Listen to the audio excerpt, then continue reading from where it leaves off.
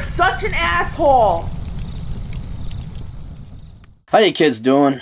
On the road at my buddy's place downstairs. And I gotta be quiet because they're watching a movie up there. Alright, hello Captain. Lieutenant reporting from the European Union. I need your advice on moving to the United States. Quick information about me. I'm a 32 years old Hungarian working in Austria in IT. I don't want to identify you too much, but you're in IT. I have two main questions. One, I am looking for a place to move where the weather is warm, as I'm freezing my ass off here in the EU and getting squeezed by the 48% tax rate. Didn't you guys fight against the communists? Didn't, you guys have an uprising? The Hungarian, wasn't there an uprising in, what was the town? I forgot. 1956? Is my history correct? Preferably it's above 40 Fahrenheit even during winter and sunny enough to hike. Mountains close, about a few hours of a drive, low taxes, easy to obtain guns, and mostly white. That's Texas, Montana, Utah, Wyoming, although it gets cold there too. Yeah, what do you want? Sunny enough to hike, mountains close, about a few hours of drive, low taxes, easy to obtain guns, and mostly white. Yeah, you're looking at your mountain, because you want mountains. These are knocking them out real quick. Texas doesn't have a lot of mountains, actually. They got hills. But you're going to be limiting yourself to Utah, Nevada, Colorado, even though it's leftist. You don't have to live in Denver. But they like their guns out there, and the mountains are beautiful. Wyoming and Montana, they're going to be cold. Especially during winter. And Wyoming, I do not recommend anybody live in Wyoming. Yeah, it's a lot of white people, sure, and they do love their guns, but they are a ass bag. Every stereotype and mocking and ridiculing the East Coasters think of flyover country is 100% legitimized by the state of Wyoming. I did a year out there. Beautiful, beautiful. People are dumber than shit. Then you can maybe do Tennessee. But now you're in the Smoky Mountains, and those aren't exactly that tall or nice. South Dakota, but there's not a lot of mountains. You got the Black Hills, but those aren't really tall mountains. Montana's kind of good. Idaho and Washington State, you do not want to live in Seattle. Okay, so you can Spokane or something else like that. Now, some of those states do have state income taxes, but they're generally low taxes. As long as you stay out of California, New York, New Jersey, any place arrogant, inferior people who live on the coast think they're awesome because they live on the coast and they made a song about their town or their state. All right, yeah, just stay away from leftists. That's about it. I still think you'd like Texas though, even though there's not a lot of mountains. I read your book, The Reconnaissance Man. I only see a few options. Las Vegas, it's hot. Okay, so you're going through it. It's hot enough, and the Grand Canyon is close by. Phoenix is another. Phoenix or Flagstaff. Arizona is definitely. That's another place to consider. Florida, although it's flat, no mountains to hike, but low taxes, nice weather. Right, but you can still get something better, I think, going out to the American West and Southwest. Salt Lake City, mountains are very close, but winter a bit too cold. Yeah, if you want the mountains, you're going to have to do Arizona, Nevada, Colorado. I don't like New Mexico. Albuquerque's all right, but I still don't like New Mexico. I'm recommending Vegas. That's why I'm going to go retire. Now, keep in mind the mountains out there aren't that tall, and you should have like a plan B for summer. Like, I'm not going to spend summer in Las Vegas. Hell no, it's too hot. That's when you leave and you go up north. So, yeah, you're on the right track. I can't, if you read Reconnaissance Man, you've known my logic and reasoning and how I deduced and whittled it down. But out of the ones you list here, I think Las Vegas would be your best bet. I don't think you're going to like Florida. I mean, you're not going to hate it, but if you're really into mountains, Florida doesn't got any. I think it's the flattest outside of Kansas. It's the flattest state. So I would do Salt Lake City as a number 2, but I would also look into Denver. If you're willing to go to Washington State and be on the other side of the Cascades, you do not want to live in Seattle. Or you want to live so far away from it and you're working from home, you don't want to deal with the traffic. It's hell. But Leavenworth is a beautiful town. Spokane. Boise, Idaho, that's all right too. Yeah, Montana and Wyoming. If Salt Lake City's too cold for you, Montana, Wyoming is going to be too cold for you. I still think Denver, even though the taxes are they're lowish, but you get to shoot your guns and there's mountains. And then, yeah, you don't have to live in Salt Lake City. There's other towns in Utah like Price and Green River and St. George and Moab. You could live in Moab. That'd be ideal, but I don't know if there's a lot of IT work to do out there. So I kind of like your original. Try Vegas. If you haven't been to Vegas, fly into Vegas. If you fly to the United States, fly to Vegas. Well, maybe not from Europe, but Vegas has got cheap flights, and that's a great place to start. It's booming. It's truly American. You could just drive off into the desert, go shoot guns. It may be a little dry for you, but yeah, I would scratch Florida off your list. And then from there, I would suggest you reconnoiter Phoenix and Flagstaff, Arizona. Those would be two places to check out. Sedona, but they're hippy-dippy down there, and it's expensive. Nothing wrong with Salt Lake, but I'd even recommend you check out Denver before you check out Salt Lake. Salt Lake City's fine, don't get me wrong, but it's going to be a little chilly up there. Any other recommendation you can recommend?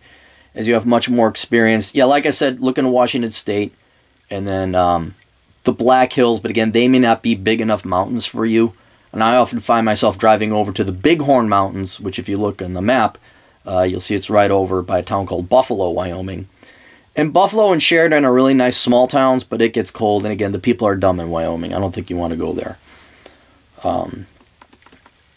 Any other location you recommend to do much experience? Yeah, so that's what I'd recommend. Visit these towns first, though, before you decide you want to move over here.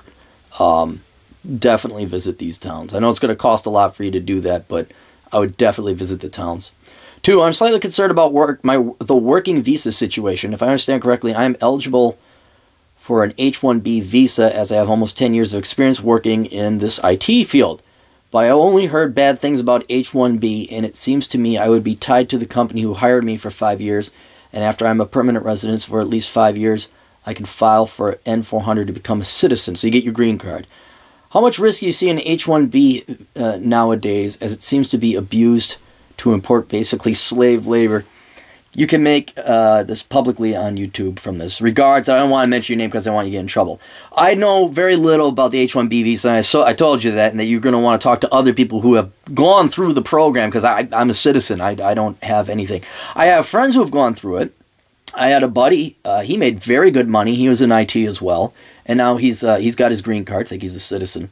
And so, look, the United States, for all of our problems, we ain't got no 48% tax rate. It's about 38% when you take everything. And I'm sure it's a little bit higher in Hungary because I'm doing government spending to GDP. Right? Now, that doesn't even include tax. That's just the spending. What we tax our people is a lot less. And then you suckers in the rest of the world buy up our bonds thinking the U.S. dollar has value. It's pretty funny. So the real effective tax rate is more around like 29 to 32, depending on your income bracket.